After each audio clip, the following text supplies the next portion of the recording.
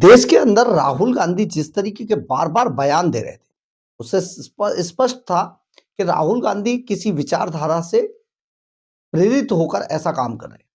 लेकिन आज एक नया मामला सामने आया, 272 जिनमें जज हैं, नौकरशाह हैं, सैन्य बलों के लोग हैं और बहुत सारे अधिकारी शामिल हैं। उन्होंने रिटायर्ड अधिकारी, उन्होंने आज सरकार को पत्र लिखा है और जिसमें राहुल गांधी के उन सभी नौटंकी किए जाने के जो मामले थे, जिनके द्वारा देश के संस्थानों पर आरोप लगाए गए थे, उसकी कड़ी आलोचना की है। साफ तौर पर उसमें कहा गया है कि राहुल गांधी जिस तरीके से देश के संस्थानों पर आरोप लगा रहे हैं, कीचड़ उछाल रहे हैं, ये बहुत दुर्भाग्यपूर्ण है। उन्होंने साफ तौर पर कहा कि राहुल गांधी जहां-जहां अपनी राजनीतिक रणनीति में फेल होते हैं और वो किसी भी तरीके से देश के अंदर अपनी पार्टी को जिताने में कामयाब नहीं होते हैं, तभी वो आरोप लगाते हैं। लेकिन साथ ही एक बड़ी महत्वपूर्ण बात कही जो हम भी बार-बार आपको कहते रहे, ये सब आरोप हैं। ये कभी भी ऐसा नहीं होगा कि सिद्ध हो पाएँगे।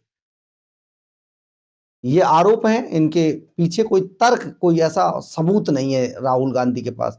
इसके अलावा राहुल गांधी के बारे में ये भी कहा गया है कि ये लेफ्टिस्ट विचारधाराओं के हाथों में खेल रहे हैं और बहुत सारे जो दलाल पत्रकार थे, न्यूज़ क्लिक पत्रकार हम उनको बोलते हैं, वो जो हवा बहाने की कोशिश करते हैं, राहुल गांधी वहीं से उन चीज़ों को पिक करते हैं और फिर आरोप लगाने लगते हैं देश के संस्थानों पर।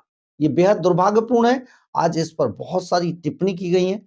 साफ तौर पर कहा गया राहुल गांधी और उनकी कांग्रेस हताशा में ये काम करती है क्योंकि वो खुद चुनाव नहीं जीत सकते, ना जिता सकते हैं। उनके पास ऐसा कोई एजेंडा नहीं है, उनके पास ऐसी कोई पार्टी लाइन नहीं है जिस पे काम कर सकें और जो है वो इस लायक नहीं है कि इनको चुनाव जिता सके। ये जो आरोप लगाना और भाग जाने का जो काम था, देश में इसकी शुरुआत अरविंद केजरीवाल ने की थी। राहुल गांधी और कांग्रेस आज अगर ऐसे लोगों की नकल करती है तो सचमुच ये बेहद दुर्भाग्यपूर्ण है। ये एक तरीके की राजनीतिक अक्षमता है, ये कहा गया है।